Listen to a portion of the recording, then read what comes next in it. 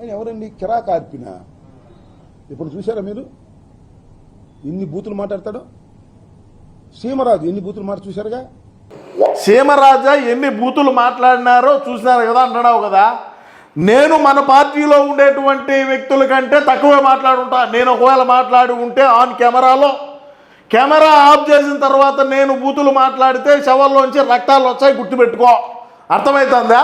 మన పార్టీకి సంబంధించినటువంటి వ్యక్తులు మాట్లాడిన బూతుల కంటే తక్కువే మాట్లాడుంటా. మళ్ళీ చెప్తున్నా, కెమెరా ముందు కెమెరా ఆఫ్ చేసి నేను బూతులు మాట్లాడితే శవాల్లోంచి రక్తాలు వచ్చాయి. నేను పిహెచ్డీ చేస్తున్న బూతుల్లో అని కూడా చెప్తా ఉన్నా.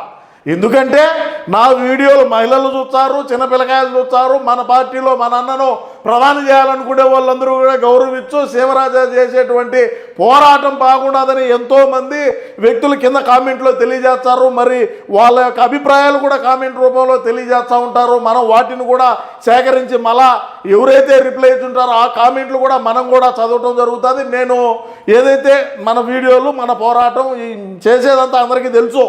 కానీ కెమెరా ముందు కానీ లేదు ఎక్కడైనా మనం 10 మందిలో ఉన్నప్పుడు లేకుంటే ఎవరైనా మనల్ని కలిసేదానికి వచ్చినప్పుడు కానీ, మొన్న మన పేరు నానిపోయినాడు కదా ప్రజాప్రతినిధిగా నేను పనిచేసినాననే సోయ కూడా లేకుండా నలుగురిలో ఉన్నప్పుడు అటువంటి భాషను నేను మాట్లాడిన అమ్మటి రాంబాబు. నేను మాట్లాడతా, నేనే మాట్లాడను అని చెప్పలా. నేను బరాబర్ మాట్లాడతా. కెమెరా ఆపిన తర్వాత మేము మాట్లాడుకుంటాం. నీకు చెప్పాల్సిన పని లేదు కదా. మరి కెమెరా ఆపినప్పుడు మాట్లాడుకో. కెమెరా కాదు కదా, మనం పబ్లిక్లో మైకు పట్టుకొని సాక్షాత్తు మనం ప్రజాప్రతినిధిగా ఉన్నామని చెప్పి అసెంబ్లీలో నువ్వు ఒక మంత్రిగా ఉన్న రోజుల్లో అసెంబ్లీలో నువ్వు ఏ విధమైనటువంటి వ్యాఖ్యలు చేసినావు, ఏ విధమైనటువంటి భాషను ఉపయోగించి మాట్లాడినావు, దీనికి చెప్తావు సమాధానం. నారా లోకేష్ గారిని, చంద్రబాబు నాయుడు గారిని ఉద్దేశించి ఏ విధమైనటువంటి వ్యాఖ్యలు చేసినావు మర్చిపోయినావా? నీకేం గుర్తులేదా? నీకు సోయలేదా? ఈరోజు ప్రశ్నారావణ్ మాట్లాడినటువంటి వ్యాఖ్యలు నీకు బాగున్నాయా? మన పార్టీలో ఉండేటువంటి కన్యరత్నగా పేరుండే శ్రీరెడ్డి గారు చేసినటువంటి వ్యాఖ్యలు నీకు బాగున్నాయా? పోసాని కృష్ణమురళి చేసినటువంటి వ్యాఖ్యలు బాగున్నాయా? బోరిగడ్డ అనిల్ గారు చేసినటువంటి వ్యాఖ్యలు నీకు బాగున్నాయా? ఇంకా కొంతమంది పాలేరులు తపేలం బ్యాచ్ ఎక్కడో బయట దేశాల్లో కూర్చొని మాట్లాడేటువంటి వ్యాఖ్యలు నీకేమనిపించినాయి? సొంత జగనన్న చెల్లి మీద కట్టుకున్న చీర గురించి మాట్లాడినప్పుడు నీకేమనిపించినాయి? చెప్పు, దీనికి సమాధానం చెప్పే దమ్మున్నాదే? ఎందుకు ఊరికే కోతలో ఒట్టుకోతలో చెప్పు.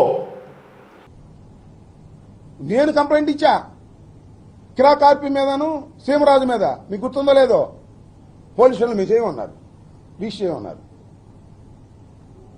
తర్వాత కోర్టుకు వెళ్ళా. కోర్టు వారి ముట్టికెళ్ళేసిన తర్వాత రిజిస్టర్ చేశారు. యాక్షన్ తీసుకోరు. వాళ్ళనేమో మీరు పెట్టుబడి పెట్టి మాట్లాడిస్తున్నారు, వాళ్ళ మీద యాక్షన్ తీసుకోరు. పెట్టుబడి పెట్టి మాట్లాడిస్తున్నారు అనే మాటలు నువ్వు వెనక్కి తీసుకోవాలా? లేకంటే నేను కూడా కేసు కట్టాల్సి ఉంటుంది.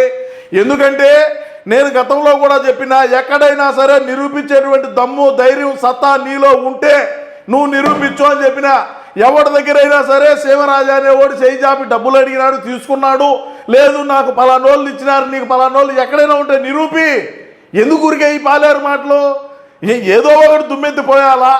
అంటే ఇప్పుడు మనం హిందువులందరికీ వ్యతిరేకమైనట్టే కదా మన పార్టీ. ఇప్పుడు జగనన్న హిందువులకి అందరికీ దూరం చేసినట్టే. మీలాంటి పకోడీ వాళ్ళందరూ కూర్చొని ఎందుకు చెప్తున్నాను ఈ మాట అంటే, హిందూ దేవుళ్ళను అవమానించి మాట్లాడినటువంటి ప్రశ్నారావణ్ను వెనకేసుకొచ్చేటువంటి తపేలం బ్యాచ్ మన పార్టీలో. మరి మీరందరూ కూడా హిందువులందరినీ వ్యతిరేకించినట్టే కదా, హిందువుల మనోభావాలు దెబ్బతీసినట్టే కదా. అవునా కాదా? చెప్పు, నీ బాధ చెప్పేందో నా గురించి చెప్పు నాయనా, నువ్వు చెప్పు. నేను కంప్లైంట్ ఇచ్చా సీమరాజు మీద. మీకు గుర్తుందో లేదో? పోలీసులు మీరు చేయమన్నారు, అంటే రిజిస్టర్ చేయమన్నారంటే మేము మాట్లాడిన దాంట్లో తప్పే ఉన్నది.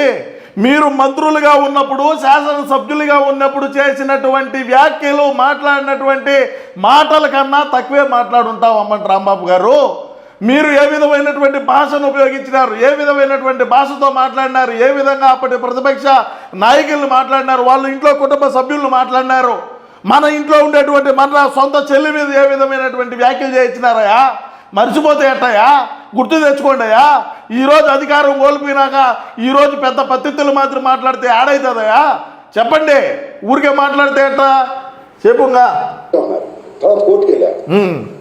కోర్టు వాడి ముట్టికెళ్ళేసిన తర్వాత యాక్షన్ తీసుకోరు. అదే ప్రశ్న రౌండ్ అయితే 500 మంది పోలీసులు వెళ్ళిపోతారు ఇంకొకగా. కేవీ రెడ్డి ఏ విధమైనటువంటి భాషను మాట్లాడినాడు అంబటి రాంబాబు ఒకసారి గుర్తు చేసుకో.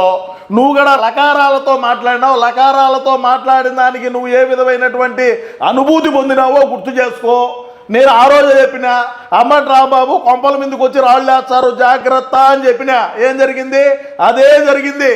నీ ఇంటి మీదకి పోయినారు, నీ కొంపల మీదకి వచ్చి నీ మీద రాళ్ళు వేసినారు, నీ ఇంట్లో ఉండేటువంటి నీ కారుని పగలు కొట్టారు.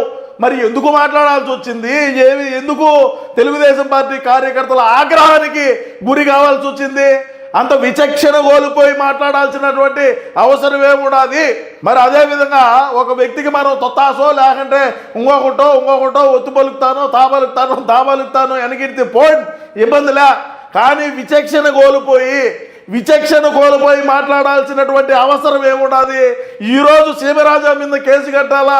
సీమరాజా మాట్లాడినటువంటి మాటలన్నీ కూడా ఏదైతే ఉన్నాయో వాటిని మనం ఇది చేయాలా అది చేయాలా, పోలీసు వాళ్ళు కేసు కట్టరంటే సీమరాజా చేసినటువంటి వ్యాఖ్యలు ఏవైతే ఉంటాయో వాటిని ఇంకా మనం వాటి పైనంగా మాట్లాడుంటాం. పైపిచ్చిగానే మనం తక్కువే మాట్లాడుండం మన పార్టీలో ఉండేటువంటి వ్యక్తులు.